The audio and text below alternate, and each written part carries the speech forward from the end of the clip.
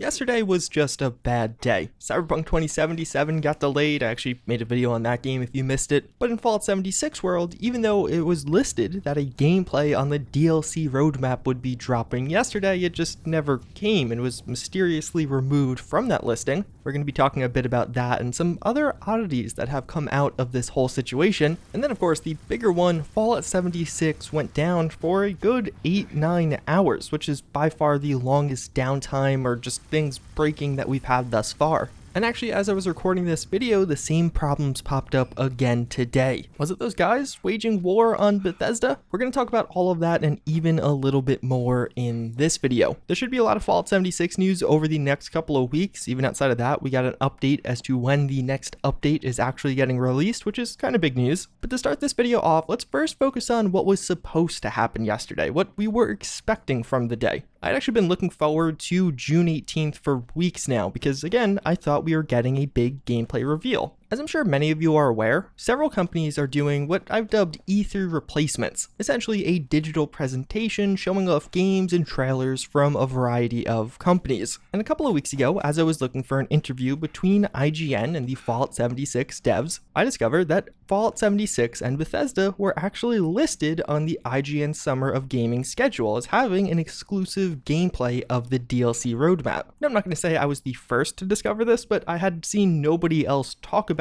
it and I just kind of found it by chance. I was looking for something totally unrelated and happened to stumble upon this. I talked about it in a video that was several weeks ago, so I guess I am somewhat to blame for this becoming a larger story or people having expectations for yesterday. But more or less, as I spent the past couple of weeks looking forward to this, we still saw no mention from Bethesda. Them revealing a gameplay at IGN's thing was surprising, considering Bethesda wasn't even on the list of attendees, but also in a way made sense. A couple of months ago, we heard that IGN was doing an interview with Bethesda, this in the wake of Wastelanders. Bethesda did several post-Wastelanders interviews, and the IGN one we know about because the one doing the interview actually asked the community about several questions they would want him to ask Bethesda. That took place over a month ago, so I just assumed it got upgraded to a full-on gameplay trailer of sorts. The type that Bethesda would have likely have shown at Bethesda's E3. It's something they probably were planning to create either way, and they were just putting it in this event instead of something else. Except a few hours into the day, Fallout 76 was actually removed from the listing, taken off the Summer of Gaming schedule. And as their presentation came and went for the day, of course, no Fallout 76 gameplay trailer was there. And something that makes this even odder. Yesterday, we also got their weekly Inside the Vault article, which is pretty typical. Bethesda typically tweets these out with a little recap of them, except on yesterday's tweet, at least originally, it was described how we would be getting an inside look at Seasons.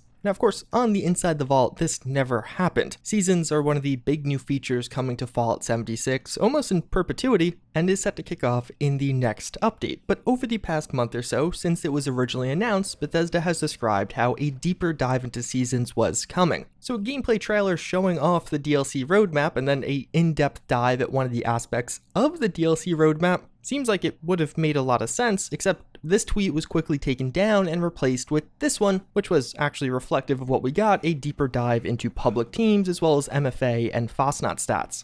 So overall, just a very weird one. What happened? I really don't know. Perhaps Bethesda was never going to actually be a part of Summer of Gaming, or perhaps it just got delayed for one reason or another. It definitely is odd to me how it was on the schedule for several weeks only to get removed the day it was supposed to go live. But one way or another, we'll probably get some news soon because this season's deep dive has to be coming next Thursday, at least if it's coming at all. Because as the project lead tweeted out this Inside the Vault, they described how our new public teams feature coming on June 30th, something that was just not in the Inside the Vault, and maybe he wasn't supposed to, I guess who's going to tell him no, he is the project lead. Between now and June 30th, there's only one more Thursday, aka the day they post their article, so this Thursday we're probably getting an inside look at Seasons. Are we also getting some new gameplay? I don't really know, but the whole situation to me was just very odd. And of course, this is also pretty big news in that Update 20 is coming on June 30th. And even further, I'm still wondering whatever happened to that IGN interview that was supposed to happen like a month ago. But moving past that, we do have the Inside the Vault itself, where we got several new details about a variety of things, including a new feature to Fallout 76. But firstly, let's look at public teams. Public teams have been something that's been live on the public test server for a while now, so although Bethesda kind of explains all of the features, I did this already in a video with gameplay of me actually using it, so I'll have a link to that in the eye if you want to check it out. They do clarify though that typical private teams, aka teams, how they work right now, are going nowhere. They'll still remain a feature of the game and there's no reason to worry. Public teams are just getting added on top of those. And there'll be some differences between these, like at public teams, of course, you get the bonuses, but even further, people in your public team can't build on your camp, although people in your private team can,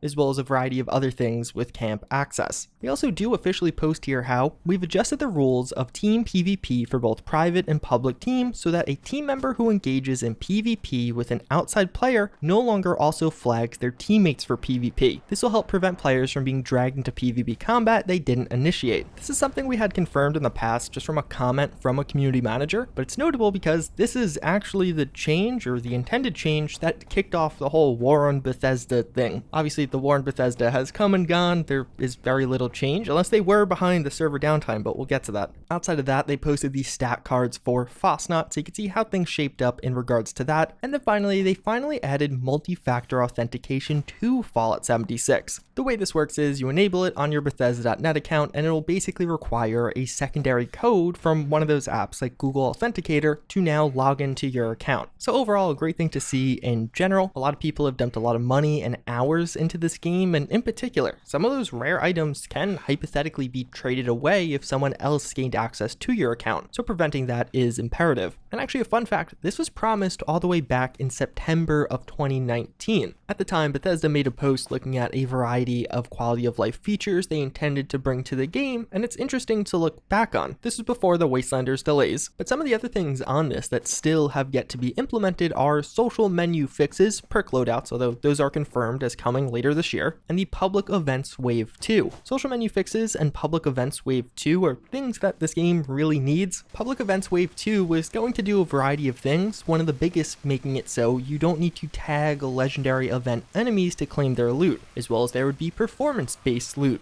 Again, this is pretty old now, there's been a lot going on and that has changed with the game, so it could no longer be a thing, but still something I know a lot of players would want, and it is cool to see that all the other things on this list actually did get implemented. May have taken a little bit longer than we hoped for, but it is getting there. But then after all of this, also yesterday, everything broke. It's not really clear what exactly happened, but around 2 to 3 p.m. yesterday, people started noticing that they were getting login issues with Fallout 76. If you tried to play the game, you would get this error. If you're already playing the game and trying to switch servers or disconnect, you would get this error. And overall, what ended up happening was a massive outage at Bethesda. This affecting several games, the login servers for Bethesda overall. So that meant things like the forums weren't working. Of course, many of the games weren't working. You couldn't log into the launcher at times, which of course, if you can't log into the launcher, it means many of the games you are unable to play if you own them via the launcher. And even things like mods on consoles, as well as the Creation Club, because those are also connected to your Bethesda.net account. To make a long story short around this, it's not totally clear what happened. I saw some people, I think somewhat jokingly, but maybe not totally joking, mention how this was war on Bethesda. They were finally taking down Bethesda like they promised. No, it wasn't. But it would have been hilarious if anyone from more Bethesda came out and tried to claim this. And more or less, this downtime ended up lasting around 7 or 8 hours. About 8 hours later, people were gradually able to start playing some of the games again, including Fallout 76. You were actually able to log in. At some points in between, people could get in, but then it would kick you back out again, and there was definitely a lot of maintenance and back and forth going on. It was a gradual process of everything getting enabled again. Some things worked, some things didn't. And the way you know this was a serious issue, one of the last things to be re-enabled or start functioning yet again was the Atomic Shop. So what exactly happened here isn't totally clear. I doubt we'll ever get a full answer. Bethesda, of course, posts several status updates like, we're aware of this, we're working to fix this, or this has been fixed now.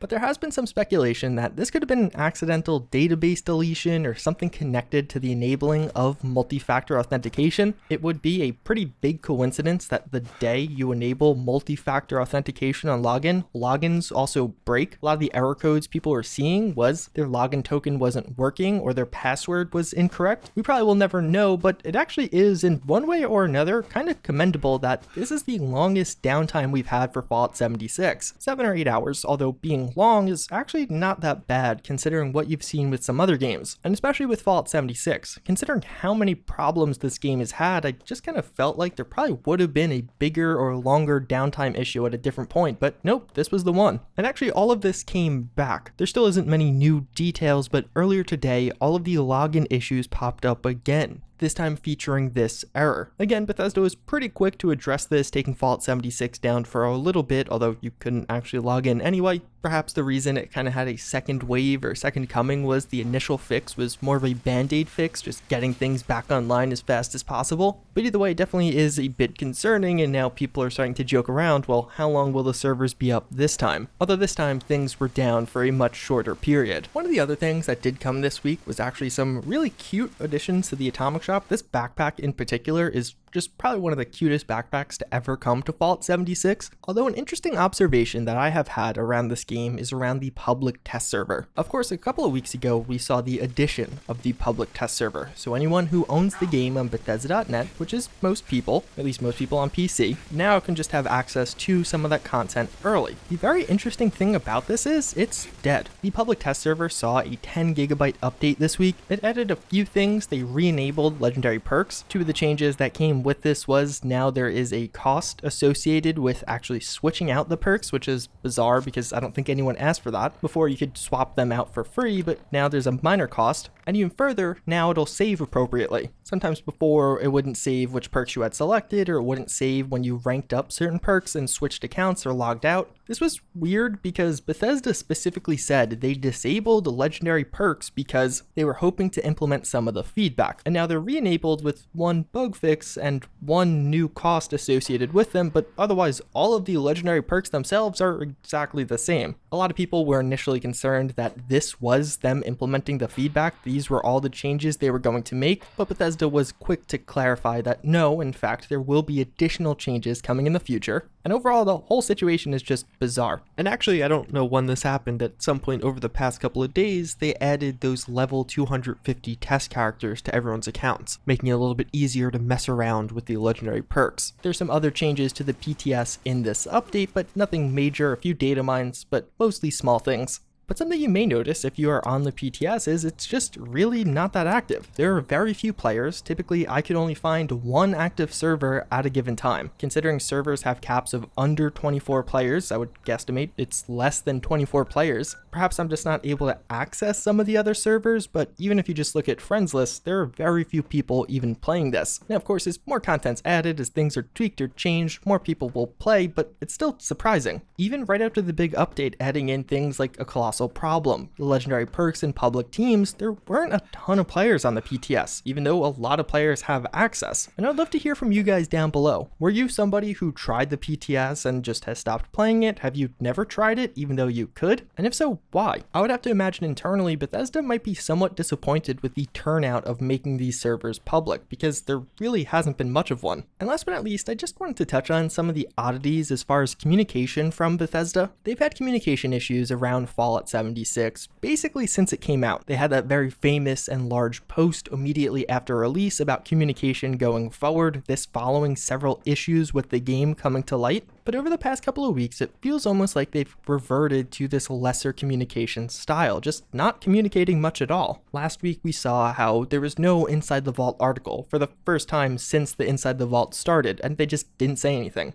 Not that the community is entitled to an Inside the Vault every week. I think most people would be okay with them delaying it or skipping a week. They've done that in the past. The difference was this was the first time they just didn't say anything at all. We had the oddity with this gameplay coming from the IGN event. Several people asked about this. There were several posts getting fairly well upvoted around this particular topic, but we saw no real response or information from Bethesda, and even for the past two updates. Even though they have their very official Inside the Vault every week, we've gotten the past two update release dates from tweets from the project lead. Not to say that isn't an official source, it's just, well, why not just throw that information in the latest Inside the Vault if you know it? Now, of course, communication is still way better than it was in the past. I just found all of this to be odd for a company that clearly wanted to focus more or improve their communication. But either way, that's pretty much going to wrap it up for this one. As always, again, I thank you for watching. Hopefully you found this video informative. But until next time, I thank you again for watching, and I hope to see you all later.